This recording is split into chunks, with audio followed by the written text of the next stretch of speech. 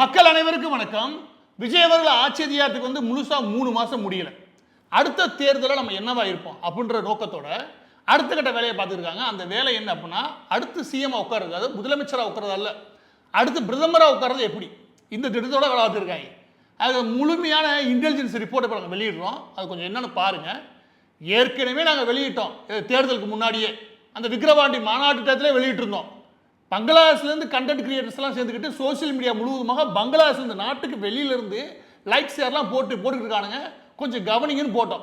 அன்னைக்கு மத்திய மாநில அரசுகள் ரெண்டுமே பெரிய லெவலில் அதை கண்டுக்கவே இல்லை. இது ஒரு பெரிய விஷயமா இருந்தாங்க. தேர்தல் எப்படி வந்து முடிஞ்சுன்னு உங்கள் எல்லாருக்கும் தெரியும். அதே மாதிரி இப்போ போடுற இந்த கண்டென்ட்டில் இது அதை விட மிக முக்கியமானது. அது என்னன்னு காது கொடுத்து கேட்டீங்கன்னு வச்சுக்கோங்க, நல்லாயிருக்கும். ஏன்னா விஷயம் என்னன்னு சொல்ல வேண்டியது என்னுடைய பொறுப்பு. அதை முழுமையாக எங்களுடைய ஆய்வை மொத்தமாக வெளியிடுறேன். இப்போ விஷயத்துக்குள்ளே போகலாம். அது என்ன அப்படின்னா, முதலாவது இப்போ சமீபத்தில் ஒரு சத்தீஸ்கரில் வந்து நினைக்கிறேன், நார்த் இந்தியன் ஒரு பையன் வந்து ஒரு குரூப்பாக இளைஞர்கள் எல்லாம் வந்து விஜய் அவர்களை பார்க்கணும்னு சொல்லியும், அவர் நல்ல ஆட்சி கொடுக்கறதா அவங்க நினைக்கிறதாவும், இவர் வந்து பிரதமர் வேட்பாளர் வர தகுதியானவர் அப்படின்னு ஒரு பேட்டி ஒன்று கொடுத்துட்டு போனாங்க. நீங்கள் கவனிச்சிங்களான்னு தெரியல. அது வெறும் ஒரு விளம்பரத்துக்கு அப்படின்னு நீங்கள் நினச்சிங்கன்னா தப்பு. அது அவங்களோட ஒட்டுமொத்த பிரச்சார யுக்தியில் ஒரு பகுதி. அந்த பகுதியில் இருந்து அப்படியே கொஞ்சம் கொஞ்சமாக பிட்டாக பிரிச்சுன்னு வச்சுக்கோங்க, உங்களுக்கு நிறையா உண்மை வெளியே வரும். அது என்னென்னு பிட்டாக காமிக்கிறேன். முதலாவது என்ன அப்படின்னா, சமீபத்தில் ஒரு இன்ஸ்டாகிராம் ஐடி, அது வந்து முழுக்க பெரிய அளவில் அரசியல்லாம் கிடையாது, ஜென்ரலாக நியூஸ், அதுலேயும் பெரிய அளவில் பிரச்சாரம் பண்ண அளவுக்கு ஒரு நாகரிகமான நியூஸாக பரப்பக்கூடிய ஒரு இன்ஸ்டாகிராம் ஐடி. அது என்ன பண்ணுதுன்னா, வாரம் விஜய் அதை சாதிச்சார், விஜய் பிஎம்மாக இதை சாதிச்சார், வேற எந்த சிஎம்மும் செய்யாத விஜய் செஞ்சார் அப்படின்னு பண்ணுறாங்க. அதில் ஒன்று என்ன நான் இப்போ காட்டுறேன். இந்த பிரச்சாரத்தில் அந்த ஐடி என்ன பரப்புனாங்க அப்படின்னா, நான் ஒவ்வொரு ஸ்லைடாக காட்டுறேன், அதில் வந்து சில உண்மைகளை அப்படியே உடச்சிட்டே வரேன். இந்த நியூஸை பரப்புனது ஏதோ ஒரு ஐடி கிடையாது, சோசியல் மீடியாவில் பல ஐடி. இந்த செய்தியில் அவங்க என்ன பரப்புனாங்க அப்படின்னா, இந்தியாவிலேயே ஒட்டுமொத்தமாக ஏற்றுமதி ஆகுதுல எலக்ட்ரானிக்ஸ் பொருட்கள், அந்த எலக்ட்ரானிக்ஸ் ஏற்றுமதியில் 54% தமிழ்நாடு தான். வந்த 62 நாளில் விஜய் அவர்கள் சாதிச்சார். அதாவது விஜய் வந்து 62 நாளில் தமிழ்நாட்டுடைய எலக்ட்ரானிக்ஸ் ஏற்றுமதி இல்லையா, அது இந்தியாவிலே 44% எட்டிருச்சான். இது செய்தி. ஆனால் உண்மைங்க. ஆனால் அந்த உண்மை பாதி உண்மை. அது என்னன்றது இப்போ ஒரு ஸ்லைடு வைக்கிறேன், அதை பாருங்க. இப்போ நீங்கள் பார்த்தீங்களா, இதுதான் உண்மை. 2024-25 இந்த தான் செய்தி. அந்த செய்தி என்ன சொல்லுது அப்படின்னா, சுமார் இந்தியாவோட ஒட்டுமொத்த ஏற்றுமதியில், எலக்ட்ரானிக்ஸ் ஏற்றுமதியில் தமிழ்நாட்டுடைய பங்களிப்பு 44%. நான் பல தடவை சொல்லியிருக்கேன், எலக்ட்ரானிக்ஸ் அதிகமாக ஏற்றுமதி பண்ணுற நிறுவனங்கள் இங்கே இருக்குது. உரக்கடம் ஆரம்பித்து, ஃபோக்ஸ்கான் ஆலையில் ஆரம்பித்து, ஹோல்சேல் கூடிய டாட்டாவில் ஆரம்பித்து, இங்கே எலக்ட்ரானிக்ஸ் ஏற்றுமதி இருக்கு இல்லையா, அதாவது மேனுஃபேக்சரிங் ஹப்பு இங்கே அதிகம் தமிழ்நாட்டில். அது நல்லாவே ப்ரொமோட் ஆகி போயிட்டு வச்சுக்கோங்க. இதற்கு காரணம் 2 திராவிட கட்சிகளுமே தான். அதை மறுப்பதுக்கெல்லாம் கிடையாது. அந்த 2 திராவிட கட்சிகளுக்கு மேலாக நரேந்திர மோடி தலைமையிலான அரசு கடந்த 7 வருடங்களுக்கு இப்போ வந்து செமிகண்டக்டர் 2.0 அறிவிச்சிருக்காரு. 70,000 கோடி ஏதோ அறிவிச்சிருக்காரு. எனவே அவங்க செமிகண்டக்டரில் ஏற்றுமதி பண்ணுறதுக்கு இந்தியா ஒரு தகுந்த நாடாக மாறுறதுக்கு போதுமான அளவுக்கு அந்த இன்ஃப்ராஸ்ட்ரக்சருக்கு செலவு பண்ணுறாங்க. அதன் வழியாக தான் இந்த ரிசல்ட். எனவே 62 நாளில் ஒட்டுமொத்த சாதனையை விஜய் பேரில் எழுதுறது இல்லையா, இது அயோக்கியத்தனம். கேட்டா இங்கேயே யாரும் படித்தவங்க பெருசாக யோசிக்கிறது இல்லை. நார்த் இந்தியாவில் பரவும் போது அந்த மக்கள் அதை நம்பவும் செய்கிறாங்க. கெடுவாய்ப்பாக எல்லா போட்டும் அதை நம்பவும் செய்கிறாங்க. இது ஒன்றா. அடுத்து வரேன். இப்போ ஒரு ஸ்லைடு பார்த்தீங்களா, இது எனக்கு தெரிஞ்சு சக்ஸஸ்ஃபுல்லாக இந்தியா ஃபுல்லாக பரவிருச்சு. அதாவது தனியார் மருத்துவமனையில் மருத்துவம் பார்த்து உயிரிழந்து போயிட்டான்னு வச்சுக்கோங்க, அவங்களுக்கு எந்த பில்லும் கட்ட தேவையில்லை அப்படின்னு விஜய் அறிவிச்சிட்டாரு. அப்படி எல்லா பக்கமும் பரப்பிட்டானுங்க. தமிழ்நாட்டு மட்டும் கிடையாது, ஒட்டுமொத்த இந்தியா ஃபுல்லாக இந்த செய்தியாக இருக்குது. ஆனால் இது பொய். இது பொய்ன்றதை தாண்டி இந்த மாதிரி செய்தியை எப்படி யோசிக்கிறானுங்க, இப்போ அதுக்குள்ள வரேன். கொஞ்சம் பிட்டு உடைப்போம் இவங்க என்னென்ன பண்ணுறாங்கன்றத. கடைசி ஒட்டுமொத்த பிளான் இருக்கு இல்லையா, அதையும் நான் சொல்கிறேன் உங்களுக்கு. அது ரொம்ப இன்ட்ரெஸ்டாக இருக்கும். இதை சொல்கிறீங்க.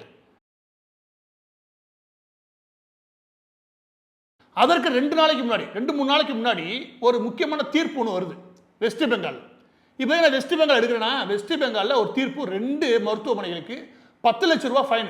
அதாவது சரியான எமர்ஜென்சி கேர் இருக்குல்ல, கொடுத்து அந்த உயிரை காப்பாற்றனால அந்த குடும்பங்களுக்கு நீங்கள் 10 லட்ச ரூபா ஃபைன் கட்டணும் அப்படின்னு சொல்லி போச்சு. அதுக்கு நீதிமன்றம் தீர்ப்பு கொடுத்துச்சு. இதில் முக்கியமான கூட்டமைப்பை வெஸ்ட் பெங்கால் உருவாக்கி வச்சிருக்காங்க. அந்த ஊரில் மட்டும் நீங்கள் அடிக்கடி இதை பார்க்க முடியும். அதாவது மருத்துவமனைகளுடைய கட்டமைப்பு இருக்கு இல்லையா, அதை தொடர்ந்து கண்காணிக்கிறதுக்கு ஒரு அமைப்பு ஒன்று இருக்கும் அவங்கள்ட்ட. இது செய்தியா மாதிரி பெரிய வைரல் ஆச்சு. இதுதான் முக்கியம். செய்தியா மாதிரி பெரிய வைரல் ஆச்சுல, அடுத்த 3 நாள் விஜய் இங்கே ஆல்ரெடி செஞ்சுட்டா தெரியுமா ஃப்ரெண்ட்ஸ் அப்படின்னு சொல்லிட்டு பரப்புறாங்க நார்த் இந்தியா ஃபுல்லாக. அதாவது தனியார் மருத்துவமனை போய் அங்கே இறந்து போயிட்டா நீங்கள் பில்லு கட்ட தேவையில்லை. பில்லு கட்டினா உள்ளே வரையா உங்க சொல்லுங்களா, பில்லு கட்ட தேவையில்லையா அப்படின்னு இங்கே ஆல்ரெடி சொல்லிட்டார் ஃப்ரெண்ட்ஸ் அப்படின்னு சொல்லிட்டு அங்கிட்டு பரப்புறானுங்க. அவங்க எல்லாம் நம்பவும் செய்யறானுங்க. இங்கே இருக்கிறோட தேர்தலுக்கு முன்னாடி அந்த ஆள் பேசுறதுலாம் நம்ப தான் செஞ்சான். எனவே பொய் தான் அடிச்சு விடு அப்படி அனுப்பும்போது இவங்க பண்ணுற முக்கியமான புத்திசாலித்தனம், அங்கே எது ட்ரெண்ட் ஆகிட்டு இருக்கோ நல்லா புரிஞ்சுக்கணும், எது ட்ரெண்டில் இருக்குதோ அது ரிலேட்டடாகவே ஒரு செய்தியை இவங்க மேனிபுலேட் பண்ணுறாங்க. அது உண்மையே இல்லைன்னா கூட பரவாயில்ல, புதுசாக ஒரு செய்தி முழுசாக பொய்யா மாற்றுறாங்க. அது விஜய் தரப்பினர், அது பரவும் செய்யுது. இது இன்ஸ்டாகிராமுடைய அல்கரிதம் இருக்கு இல்லையா, இன்ஸ்டாகிராமுடைய சோசியல் மீடியா முழுவதுமாக இன்ஸ்டா பொதுவாக நீங்கள் எதை பார்க்குறீங்களோ அதுவே உங்களுக்கு ரெக்கமெண்டேஷன் கொடுக்கணும்னு வச்சுக்கோங்க. அந்த வகையில் ரீசெண்டாக 2-3 டேஸ் அது ட்ரெண்டாக இருக்குல்ல அந்த தீர்ப்பு சம்மந்தப்பட்ட விஷயங்கள், அப்போ இதையும் சேர்த்து உள்ளே அனுப்பிட்டு வச்சுக்கோங்க, இதுவும் ட்ரெண்ட் ஆகும். அதே மாதிரி ட்ரெண்ட் ஆயிடுச்சு சக்ஸஸ்ஃபுல்லாக. இது மட்டும் கிடையாது, அந்த நேரத்தில் ஒரு 2 வாரத்துக்கு முன்னாடி ஹீட் வேவ் இருக்குல்ல, போதுமான வெப்பத்தின் காரணமாக அரசு மருத்துவமனைகளில் போதுமான அளவுக்கு ஃபேன் ஃபெசிலிட்டி இல்லாதனால அங்கே உயிரிழப்புகள் ஏற்பட்டுச்சு அப்படின்னு ஒரு செய்தி ஓடி இருந்துச்சு. உடனே இங்கேருந்து கிளப்பி விட்றானுங்க. என்ன செய்யுதுன்னா, விஜய் உங்களுக்கு தெரியுமா அரசு மருத்துவமனையில் எலக்ட்ரிக்கல் ஃபேன் போட சொல்லி ஆணையிட்டார் ஃப்ரெண்ட்ஸ் அப்படின்னு பரப்பி விட்றாங்க. அது ஒரு பரப்பி இருக்குது. நீங்கள் எல்லாரும் சிரிக்கிற மாதிரி இருக்கும். நான் தயவுசெய்து சொல்கிறேன், சிரிக்காதீங்க. இவங்க கூர்மையாக தான் வேலை வாங்குறானுங்க. அது என்ன அப்படின்னா, சின்ன சின்ன எளிய மக்கள்லாம் இருக்காங்க இல்லையா, அவங்களுக்கு பெரிய பெரிய திட்டங்கள்லாம் ஞாபகம் வராது. இந்த மாதிரி சின்ன சின்ன ஃபெசிலிட்டி இருக்கு இல்லையா, சின்ன சின்ன விஷயங்கள் செய்கிறாங்க இல்லையா, அது பிடிக்கும். அதுக்காக மைனூட்டாக மைக்ரோ வேலை பார்த்து இந்த செய்தி பரப்புறானுங்க. அதுவும் ட்ரெண்ட் ஆகுதுங்க. அது போய் சேர்த்துறானுங்களா. இதில் ஃபார்முலா இதுதாங்க. ஃபஸ்ட்டு ஃபார்முலா சொல்லிடுறேன், ஒவ்வொன்றும் உடச்சிட்டு வரேன். ஃபார்முலா என்ன அப்படின்னா, விஜய் தான் அடுத்த பிஎம், அது அடுத்த பிரதமருக்கான தகுதி உள்ள ஆள். அது 2ஆக பிரிக்கிறானுங்க. ஒன்று, நாடு தேடின லீடர் இவர் தாங்க அப்படின்னு மக்களை நம்ப வைக்கணும். அது முக்கியமாக யூத்தை, நாட்டில் இப்படி ஒரு தலைவர் வரணுங்க அப்படின்னு யூத்தை நம்ப வைக்கணும். அதுக்கடுத்து என்ன அப்படின்னா, மிடில் கிளாஸ் மற்றவங்க இருக்காங்களா, அவங்கள பொறுத்த என்ன பண்ணுவோம்னா, நம்ம வந்தால் நம்மளை பார்த்துப்பார், கேர் எடுப்பார்.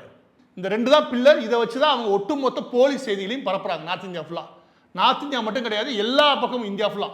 இந்த 2க்கு கீழே தான் மக்கள் பொதுவாக பாதிக்கப்படுறது. அது கனெக்ட் ஆகக்கூடியது எஜுகேஷனல் சிஸ்டம், அதாவது கல்வி முறைகள், மருத்துவமனை, அதுக்கப்புறம் விவசாயிகள், அதுக்கப்புறம் இயற்கை சம்மந்தப்பட்ட விஷயங்கள், அது இதுன்னு இருக்குல்ல, அதில் ஓப்பன் ஆப்ஷனில் வச்சுருது. இது எல்லாத்தையும் தொட்டு ஒரு பைலட் டெஸ்ட் முடிச்சிட்டாங்க, நம்பிக்கை முடிச்சிட்டாங்க. இந்த டெஸ்ட்லாம் பார்த்துட்டு சக்ஸஸ்ஃபுல்லாக இருக்குது, சாட்டிஸ்ஃபைடு.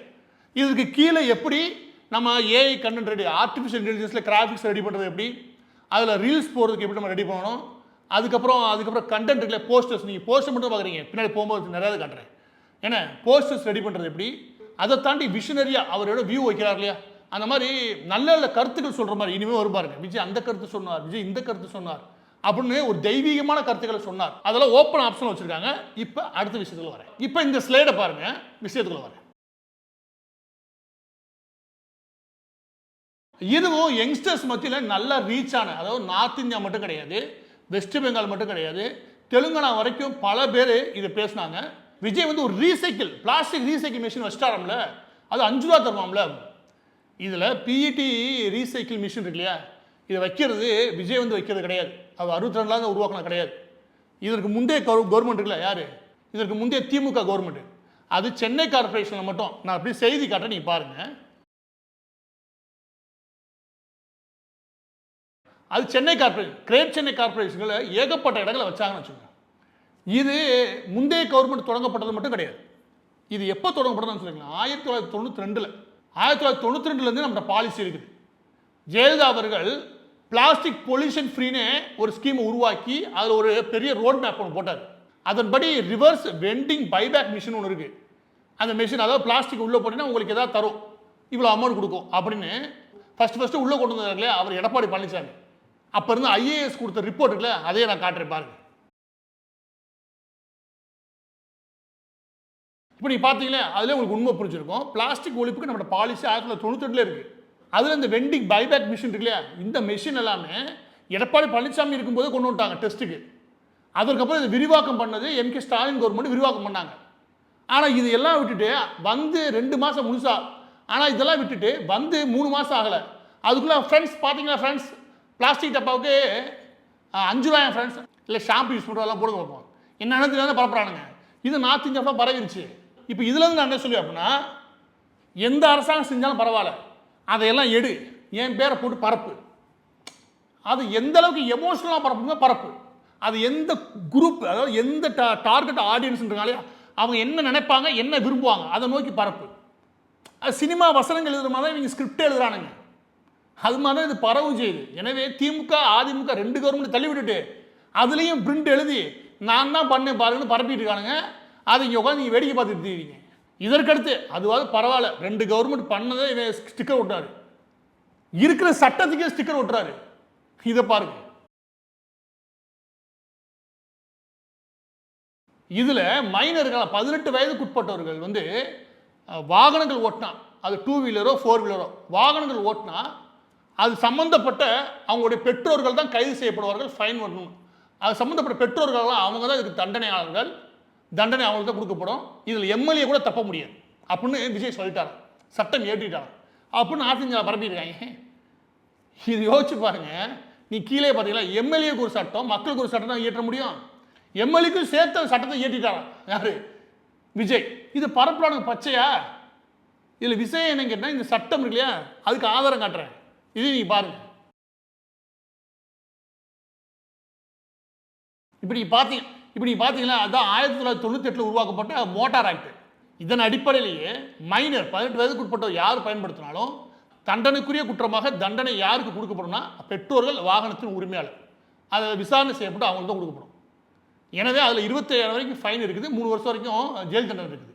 இது ஆல்ரெடி இருக்கிற சட்டம். இருக்கிற சட்டத்துக்கே பெயிண்ட் அடிக்கிறானுங்க. யாரு, விஜய் தான் பண்ணாரு அப்படின்னு. அது ஒரு படி மேலே போய் எம்எல்ஏக்கும் சேர்த்து அவர் சட்டம் ஏற்றிட்டா தெரியுமா அப்படின்றானுங்க. எம்எல்ஏ மனைவிக்கு ஒரு சட்டம், அவர் துணைவிக்கு ஒரு சட்டம் கூட ஏற்றிட்டு இருந்தாங்க. என்னென்ன பேச்சு பேசுறீங்க, அதுவும் 2 வீலரில் போகிறதுக்கு. அதுக்கு அடுத்து வீசுவாங்க. இந்த இடத்துல தான் அந்த செந்தில் சொல்லுவார், இந்த இடத்துல தான் மனசை கல்லாக்கிடுவாங்க, பதட்டமான நேரம். அது மாதிரி இவங்க ஒரு எக்ஸ்ட்ரீம் போயிட்டு மக்கள் எல்லாம் எதை பொதுவாக நம்புகிறாங்க, தீவிரமாக யோசிக்கிறாங்க.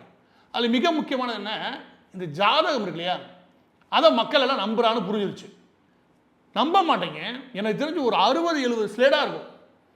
நார்த் இந்தியா மட்டும் கிடையாது, ராஜஸ்தானில் ஆரம்பிச்சு பெங்கால் தொட்டு எல்லா போட்டு பரப்புறாங்க. அது என்ன அப்படின்னா, ஒரு முக்கியமான ஜோதிடர் சொல்லிட்டார், அடுத்த பிரதமர் வேட்பாளர் வெற்றிக்கான அதிகப்படியான எல்லா விதமான ராஜ யோகம் இருக்கக்கூடிய நபர் விஜய் தான் சொல்லிட்டாருங்க. தமிழ்நாட்டில் அவர் நல்லா ஆட்சியர் பண்றாரு, ஒரு பெரிய அலையை வீசி அவர் பிரதமர் ஆயிடுவார் அப்படின்னு சொல்லிட்டார்ல. அவன் பரப்பியிருக்கானுங்க. அப்போ ஜோதிடத்தை நீ விட்டு வைக்கல. நான் சொல்றது பிள்ளை எவ்வளோ ஷார்ப்பாக மைக்ரோ ஆகிறான்னு. இதெல்லாம் அடுத்த ஸ்லைடு வாங்க, நான் திரும்ப சொல்கிறேன். இதெல்லாம் பயிலுக்கு, அதாவது ஆரம்ப கட்டத்தில் டெஸ்ட் பண்ணி முடிச்சிருக்கானுங்க. இதுக்கப்புறம் தான் இவங்க தீவிரமாக இறங்கி பிரச்சாரமே ஆரம்பிக்க போகிறானுங்க. இதில் திமுக, அதிமுக, ஆளுங்கட்சி, மத்திய அரசு எல்லாரும் இதற்கு மேலே நீங்கள் உட்காந்து அசம்பந்தமாக இருந்து வச்சுக்கவே நிலைமை கஷ்டம் தான். அதுக்கு அடுத்து அதற்கடுத்து 10% ரிசர்வேஷன் அரசு பள்ளியில் மாணவர்களுக்கு ஒதுக்கிட்டாரு. எதுக்கு, கவர்மெண்ட் ஜாப்ல ஜாயின் பண்ணுறதுக்கும், அப்புறம் மருத்துவ இடஒதுக்கீடு அதுலேயும், அப்புறம் எல்லா அரசு கல்லூரிகள் இருக்குல்ல அதுலேயும் ஒதுக்கிட்டாரு விஜய். அப்படி ஏதாவது ஒதுக்கியிருக்காரா, கிடையாது. ஆனால் இருக்கு, என்ன கேளுங்க, 7.5%, அதாவது 7.5% இடஒதுக்கீடு.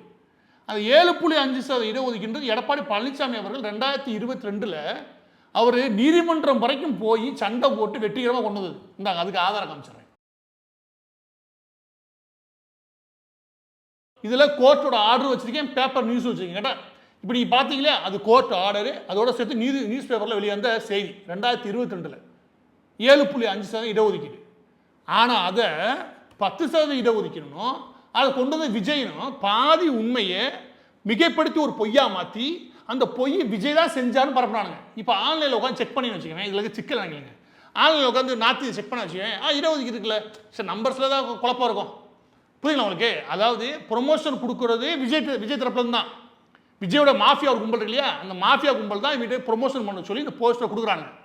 அந்த போஸ்டரை பரப்புறதுக்கு முன்னாடி அவங்க என்னதான் இருந்தாலும் செக் பண்ணுவாங்கல்ல, செக் பண்ண வச்சுக்கவேன், அவங்களுக்கு என்ன விழிப்புணர்வு வந்துக்கூடாதுன்னா பொய்யும் தெரிஞ்சிடக்கூடாது.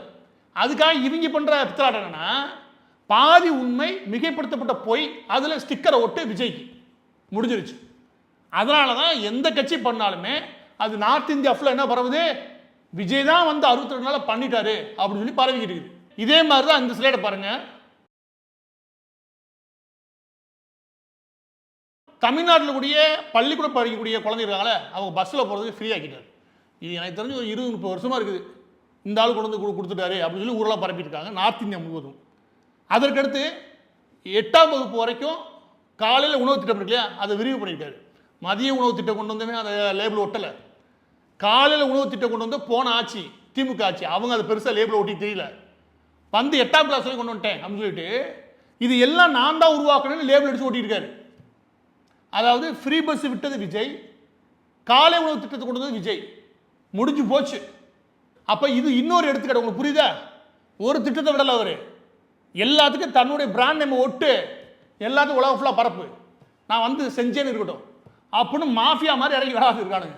இது அதிமுக திமுக 2 அரசாங்கம் செஞ்ச வேலைகளுக்குல அதில் ஸ்டிக்கர் ஒட்டுறாரா அப்படின்னா அதை தாண்டி இவர் ஒன்று பண்ணியிருப்பார்ல. அதாவது சொல்லும்போது என்ன சொன்னார்னா, எல்லா விவசாய லோனும் ரத்து பண்ணுறேன், எல்லா கல்வி லோனும் ரத்து பண்ணுறேன் அப்படின்னு சொல்லிட்டு வந்தார். வந்து அந்த மாதிரி செய்யாமல் ஒரு பாட் அதில் அப்படியே கண்டிஷன்ஸ் அப்ளைன்ற மாதிரி போட்டு பாதி அதுக்கு போட நடத்தியிருக்காங்க விவசாயிகள். அது பண்ணிட்டார்ல. ஆனால் நார்த் இந்தியா முழு என்ன பண்ணுறாங்க தெரியுமா? இப்போ நீங்கள் பார்த்தீங்கன்னா ஸ்லைடு, விவசாயிகள் கடனெல்லாம் ரத்து பண்ணிட்டார். விவசாயிகளுடைய புனிதர் அவர், விவசாயிகள் ரட்சிக்க வேண்டிய தேவன், அவன் பரப்பியிருக்காங்க. அதுவும் பரவுது. இப்போ இதெல்லாம் பார்த்தீங்க இல்லையா? இப்போ சில ஃபன்னாக காட்டுறப்பாங்களேன். அது அன்றாடமாக யங்ஸ்டர்ஸ் இருப்பாங்க, கல்லூரி இல்லாட்டி பள்ளிக்கூடம் படிக்கிற பசங்க, இவங்க பேசுறதுக்காகவே சில விஷயம்லாம் இருக்குது. இவங்களாம் அட்மினிஸ்ட்ரேஷன் என்னென்ன தெரிய வாய்ப்பு இல்லை. அது மாதிரி சின்ன குழந்தைங்களாலே அவங்களுக்கு மட்டுமே பிடிச்ச மாதிரி சில கண்டென்ட்லாம் உருவாகிறாங்க. பாருங்களேன். இதில் ஹிந்திலேயே அங்கே உட்காந்து ரீல்ஸ் போடுறாங்கல்ல, அவங்க கொடுத்து பேச சொல்கிறாங்க. அது என்ன அப்படின்னா, அம்பானி ஜியோ இருக்கு இல்லையா, அதை ரேட்டை கூட்டினாங்கன்னா தமிழ்நாட்டுக்குள்ள உங்களை முழுமையாக தடை விதிச்சிருவேன் அப்படி விஜய் சொல்லியிருக்காரு. நீங்கள் நம்புங்க, நீங்கள் தான் சிரிப்பீங்க. ஆனால் அங்கே இருக்க ஸ்கூல் கல்லூரி படிக்கிற பசங்கிட்ட இது ஃபேமஸாக இருக்குது, நான் பார்த்தேன். அட பாவிகளா, இது பரவிருச்சு. ரீல்ஸ் ஏகப்பட்ட ரீல்ஸ் போட்டானுங்க. அதாவது ஜியோவை தடை பண்ண போகிறார் விஜய், ரேட்டை கூட்டினீங்கன்னா பார்த்துக்குங்க, இவர் தான்டா சிஎம் அப்படின்னு பரப்பியிருக்கானுங்க. அடுத்து ஒன்று பாருங்க. இது பெண்களுக்காக ஸ்பெஷலாக. பெண்கள் பவுன்சர் இருப்பாங்க இல்லையா, ஆண்கள் பவுன்சர் தான் யூஸ் பண்ணி பார்த்துருப்பீங்க. பெண்களே பவுன்சர், முதல்ல அந்த பெண்கள் பவுன்சர் எங்கே இருக்கான்னு தெரியல, பெண்கள் பவுன்சரை இதில் யூஸ் பண்ணுறாங்க. அவன் பரப்பிட்டுருக்கானுங்க. ஹே சூப்பர் அவனு பரப்பிட்டுருக்காங்க அவங்க. எனக்கு என்னன்னா அந்த கமெண்ட்ஸ்ல பார்த்தா இங்கே இருக்கிற டிவிக்கு ஃபேன்ஸ் வாங்கி போய் ஹார்ட் போட்டுருக்காங்க. எந்த அளவுடா இருக்கீங்க நீங்கள்? ஒரு சிஎம், ஒரு முதலமைச்சருக்கு அவுட்டர் லேயரு அதில் ப்ரொடக்ஷன் இருக்கும், இன்னர் லேயரில் ஒரு ப்ரொடக்ஷன் இருக்கும், இடையில ரெண்டையும் மேனேஜ் பண்ணுறதுக்கு இன்டெலிஜென்ஸ் ப்ரொடக்ஷன் இருக்கும், இன்டெலிஜென்ஸ் லேயர். இந்த 3 லேயரை தாண்டி பர்சனல் கார்டு இருப்பாங்க. இது எல்லாம் மத்திய அரசும் மாநில அரசும் சேர்ந்து ஒவ்வொரு மாநில முதலமைச்சருக்கும் கொடுக்கக்கூடிய ப்ரொடக்ஷன். ஏன்னா இதை தாண்டி பவுன்சர் ஃபஸ்ட் இருக்குடா, ஹரி வேணாம் யோசிக்கவே இல்லை, பரவிக்கிட்டு இங்கே. அதுக்கு இங்கேருந்து ஹாட் போட்டுக்கிறீங்க நம்ம ஆள் சூப்பர். ஆனால் அவங்க பரவுதுன்னு வச்சுக்கோங்க, பவுன்சர் இருக்குடா, அந்த அறிவு வரலையா? ஏன்னா இதில் சின்ன குழந்தை பெருசாக யோசிக்க போகிறதில்ல. அதுலேயும் பெண்களை பவுன்சர் வச்சுருக்கா பார்த்தீங்களா? பெண்கள் சொல்லவே வேணாம். எலெக்ஷனுக்கு முன்னுக்கு அவர் எப்படிமா 6000 ரூபா கொடுக்க போறா, அங்கே தான் நீங்கள் தப்பு பண்ணுறீங்க, அவர் அவருடைய காசுல இருந்து கொடுக்க போறாரு அப்படின்னு சொல்லி ஒரு கண்ணாடி போட்ட பொண்ணு பேசி பரவச்சு தெரியுமா? அதாவது விஜய் சொந்த காசுல இருந்து எல்லாரும் காசு கொடுக்க போறேன்னு அந்த பொண்ணு நம்புச்சு. அதையே நம்புதுன்னா இதெல்லாம் நம்புவாங்க தாராளமாக பெண்கள், பிரச்சனையே கிடையாது. இதெல்லாம் வீடியோவாக பேசிட்டாங்க. யாரு? பீகார், மத்திய பிரதேஷ், உத்தரப்பிரதேஷ் இந்த பகுதிகளில் தீவிரமாக எப்பப்பெல்லாம் பெண்கள் பிரச்சனை வெடிக்குதோ அப்போல்லாம் அங்கே கூட இளைஞர்கள் இருக்காங்களே, அங்கே ஒரு 10-15 வந்துடுறாங்க இன்ஃப்ளூயன்சர்ஸ் இருக்கிறீங்க. ஃப்ரெண்ட்ஸ் உங்களுக்கு தெரியுமா? ஃப்ரெண்ட்ஸ் பெண்களுக்கு எதனா குற்றத்துக்கு மரண தண்டனை வரைக்கும் சட்டத்தை இயற்றியிருக்கார் விஜய் அவர்கள். சூப்பர் ஃப்ரெண்ட்ஸ், நீங்கள் என்ன நினைக்கிறீங்க கமெண்ட் பண்ணுங்க. அவர் போட்டு தீராங்க.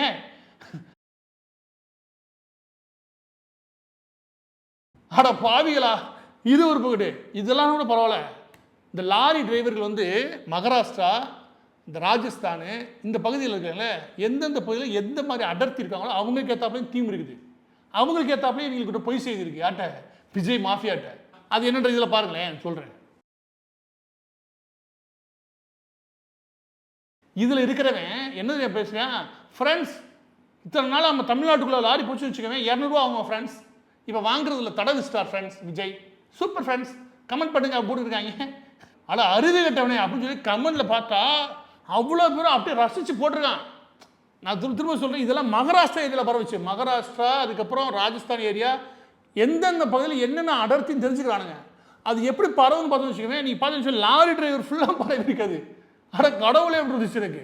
இதே மாதிரி தான் பொதுவாக அந்த இராணுவத்தில் சேர்றதுக்கு, இல்லாட்டி ஐஏஎஸ் ஐபிஎஸ் இல்லாட்டி போலீஸில் சேர்றதுக்கு கொஞ்சம் அதிக ஆர்வமாக இருப்பானுங்க. அந்த குரூப்பில் ஃபுல்லாக பார்த்தா ஒரு பேசி பரவுது.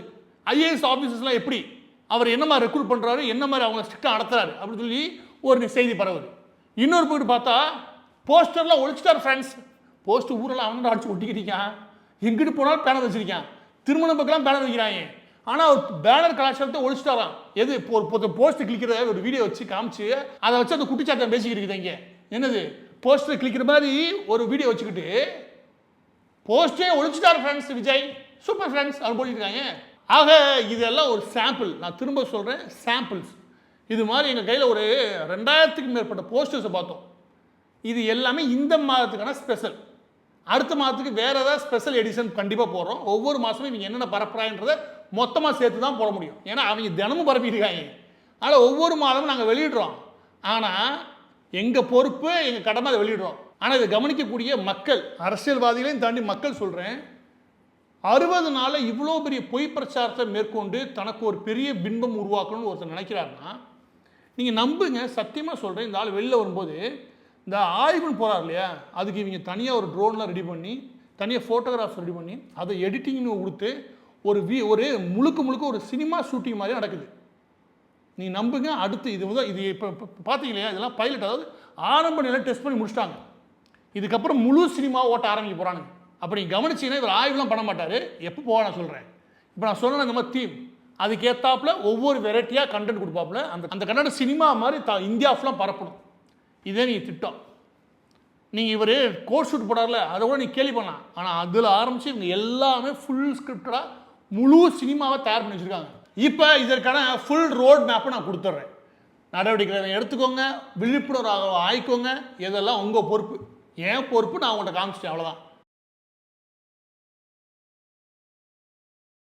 இந்த ரோட் மேப்பில் காட்டியிருக்கோம்ல, இவங்க டெஸ்ட்டு முடிச்சிருக்கிறது ஹிந்தி பெல்ட்டு, தெலுங்கானா பெல்ட்டில் நடத்திட்டு இருக்காங்க. தெலுங்கு பெல்ட்டில் ஆல்ரெடி பேன் இந்தியா, அதாவது இந்தியா முழுவதும் கொண்டு போய் சேர்க்கறதுக்கு இங்கிலீஷ் இருக்கு இல்லையா, ஆங்கிலத்தில் தேவையான போஸ்டர்ஸ்லாம் கரெக்டாக போய் சேர்த்துட்டாங்க. அதில் அவங்க டெஸ்ட் பண்ணிட்டாங்க. எனவே எல்லாமே பெங்கால்லாம் செம்மையாக ஓடிக்குன்னு வச்சுக்கோங்க. இது எல்லாத்துலையும் ஓரளவுக்கு டெஸ்ட் பண்ணிட்டாங்க சக்ஸஸ்ஃபுல்லாக. இனி இந்தியாவில் அனைத்து மொழிகளிலும் சரி, பொதுவான மொழிலையும் சரி, பெரிய லெவலில் இவங்க முழுமையாக கடத்தில் இறங்க போகிறாங்க. இது முதல் லேயர். பிளான் என்ன அப்படின்னா, யாரை டார்கெட் ஆடியன்ஸ் யார் அப்படின்னா யூத் தான் ஃபஸ்ட்டு. சோசியல் மீடியா பயன்படுத்தக்கூடிய, இன்ஸ்டாகிராம் பயன்படுத்தக்கூடிய யூத். அவன் தான் எளிமையாக மயக்க முடியும், எமோஷ்னலாக இடியேட்டாக இருப்பான், ரொம்ப எளிமையாக. அவன் தான் ஃபஸ்ட்டு டார்கெட். ரெண்டாவது என்ன அப்படின்னா மிடில் கிளாஸ். அவன் நான் கேர் பண்ண போகிறேன் அப்படின்ற ஒரு பின்பத்தை உருவாக்கும். மூன்றாவது ஃபார்மர்ஸ், மற்றவர்கள் இப்படி ஓப்பன் வச்சுருக்காங்க. அதாவது வேலை தேடக்கூடிய இளைஞர்கள் ஆரம்பித்து, படிக்கக்கூடிய இளைஞர்கள் ஆரம்பித்து, எல்லா தரப்புக்கும் இவங்கள்ட்ட பொய் செய்தி இருக்குது. உண்மையெல்லாம் தேவையில்லை. எல்லா பேருக்கும் பொய்க்கிறங்க. செஞ்சாதாங்க, சாதனை ஏதாவது செஞ்சு தாங்க சொல்ல முடியும். செஞ்சேன்னு ஒருத்தன் ஆல்ரெடி கதையை கட்ட முடிவு பண்ணான்னு வச்சுக்கோங்க, எல்லா பேருக்கும் செய்தி ஒன்று கொடுக்க வேண்டியது தானே. ஆனால் குழந்தைகள் போய்கிட்டு இருக்குது, எல்லா குழந்தைகளுக்கும் சாக்லேட் ஃப்ரீயாக கொடுத்தாரு ஃப்ரெண்ட்ஸ், அப்போ பரப்பிட ஒன்று தானே. திட்டமாக கொண்டு வரமா இல்லையா, அந்த குழந்தைகளுக்கு பிடிக்கல, அந்த கதை தான் இது.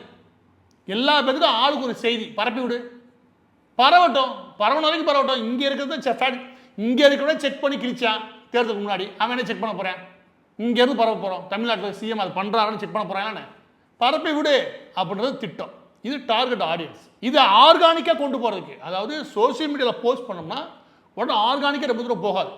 எடுத்ததுமே அதை ப்ரொமோஷன் பண்ணி, அதுக்காக இவங்க என்ன பண்ணுறாங்கன்னா, எந்த நியூஸ் இப்போ வைரல் ஆகுதோ அதை தொட்டு தான் இவங்க ஸ்லைடை உருவாக்குறாங்க, போஸ்டர்ஸை உருவாக்குறாங்க. அதை ஒட்டியே தான் அதை பரப்பவும் ஆரம்பிக்கிறாங்க. அது ஆர்கானிக்காக போகணும் அப்படின்னு முயற்சி பண்ணுறாங்க. இதில் கமெண்ட் பண்ணுறது, ஷேர் பண்ணுறதுல இதுக்கு அவங்க பெய்டு சர்வீஸை இன்ன வரைக்கும் யூஸ் பண்ணலை. ஆனால் நிச்சயம் யூஸ் பண்ணுவாங்க. எப்படி பங்களாதேஷ்லேருந்து ஒரு பெரிய லெவலில் ஒரு கும்பலை இறக்குனாங்களோ, அதே மாதிரி ஒரு கும்பலை இங்கேருந்து தமிழ்நாட்டிலேருந்து இந்தியா ஃபுல்லாக இறக்குறதுக்கு அவங்க தயார் நிலைமையில் இருக்காங்க. நீங்கள் சோசியல் மீடியாவில் ஒர்க் பண்ணுறதுக்கே போதுமான கட்டமைப்பை மீண்டும் அவங்க ஸ்ட்ரக்சரெலாம் வலுப்படுத்தி இந்தியா முழுவதும் போலீஸ் செய்திகளை எப்படி பரப்புறது. நான் திரும்ப சொல்கிறேன், தன்னுடைய சாதனையை விஜய் கொண்டு போய் சேர்க்கிறான்னு வச்சுக்க தப்பே சொல்ல மாட்டேன். எந்த தலைவரும் அதை செய்யலாம். ஆனால் இவர் சாதனை சொல்லலை, எப்படி ஏமாத்துறது. இதில் அவங்க எதிர்பார்க்குறது ஒன்றே ஒன்று தான், அடுத்த பிரதமராக இவர் தான் சரியான வேட்பாளர், அடுத்த பிரதமராக வரக்கான எல்லா தகுதியும் இவர்கிட்ட இருக்குப்பா, இவர் வந்தால் தான் நல்லா இருக்கும் இப்படின்ற பேச்சை எல்லா மாநிலங்களையும் உருவாக்கும். அதற்கு இது எல்லாம் பரப்புனது போக ஒவ்வொரு வாரமும் இல்லை ஒவ்வொரு மாதமும் மெயின் ஸ்ட்ரீம் மீடியா இல்லையா, டிவி சேனல் ஆரம்பிச்சு நியூஸ் பேப்பர் வரைக்கும் அதுலேயும் ஏதாவது பேச வைக்க எழுத வைக்கணும் எல்லா பகுதிகளும். இதுதான் இவங்க முழுசாக இறங்கி வேலை பார்க்க போகிறாங்க. ஆக இதுதான் இவங்க திட்டம். பதிவோட இறுதியாக நான் சொல்கிற விஷயம் என்னன்னா, எந்த தலைவர், நான் மீண்டும் சொல்கிறேன், எந்த ஒரு நபருமே தன்னுடைய பிரச்சாரங்களை மேற்கொள்ளலாம். இது திமுக பண்ணியிருக்குமா? பண்ணியிருக்கோம். ஏன் அடுத்த பிரதமர் ஸ்டாலின் சொல்லி ஒரு புத்தகமே ரிலீஸ் பண்ணாங்க, பண்ணலாம். இது பிஜேபி 24 மணி நேரம் 365 நாளும் தீவிரமாக எடுத்து கையில் எடுத்து அரசியல் பார்க்கக்கூடிய ஒரு கட்சி, அது வெற்றிகரமாக இருக்கக்கூடிய ஒரு கட்சி, அது பண்ணுறாங்க. ஆனால் இவங்க எல்லா பற்றிய விஷயம் என்னன்னா, ஒரு ஐடியாலஜி உண்மை இருக்கும், அவங்களுக்கு ஒரு ஐடியாலஜி இருக்கும், திராவிட ஐடியாலஜி இருக்கும், அவங்க அதை எடுத்து முன் வைப்பாங்க. அதை தான் செஞ்சது இல்லையா அதோட சேர்த்து மிகைப்படுத்த கொஞ்சம் இருக்குன்னு வச்சுக்கோங்க. ஆனால் எல்லாத்தையும் பொய்யா இருக்காது.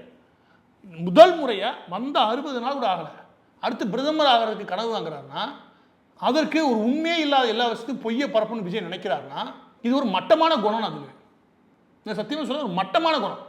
நீ சாதனை பண்ணிட்டு அந்த சாதனையை சொல்லு. 5 வருஷம் எதையும் கூட பேசலாம், நான் பாருங்க இது மாதிரி செஞ்சேன்னு சொல்லுங்களேன், அது சூப்பராக இருக்கும். 60 நாளைக்குள்ள இவ்வளோ போய் பரப்புகிறேன், எவ்வளோ போய். அதாவது நாங்கள் 2000 போஸ்ட் வைக்க வச்சுருக்கோம், நான் போடுறது முக்கியமான சில மட்டும் உங்களுக்கு போட்டிருக்கேன். நீ குட்டி குட்டி கட்டெல்லாம் தேர்ந்து வச்சுக்கவே சிரிச்சிருவீங்க, அதனால் நான் போடவே வச்சுக்குவேன். அப்படி கண்ணா பின்னாலும் பரப்பி தள்ளிட்டாங்க. இது அடுத்த 2 மாதத்துல இவ்வளோ பண்ணுறேன்னா அடுத்த 4 வருஷத்துல என்னென்னு பண்ணுவேன், 1 வருஷத்தில் எவ்வளோ குமிப்பேன். 1 வருஷத்தில் இவங்க பரப்பின பொய்யை மட்டும் நீங்கள் பார்த்தீங்கன்னா இமயமலை உச்சத்தில் இருக்கும். உங்களால் சரி பண்ணி எதிர்த்து நிற்க கூட முடியாது யாராலையும். பிரச்சாரத்தை உச்சத்தை கொண்டு போயிருக்காங்க. எனவே இது அரசியல் அணுகும் முறையிலுமே தவறு. அரசியல் கட்சிகள் இதை வேடிக்கை பார்த்தீங்கன்னா உங்கள் தவறு.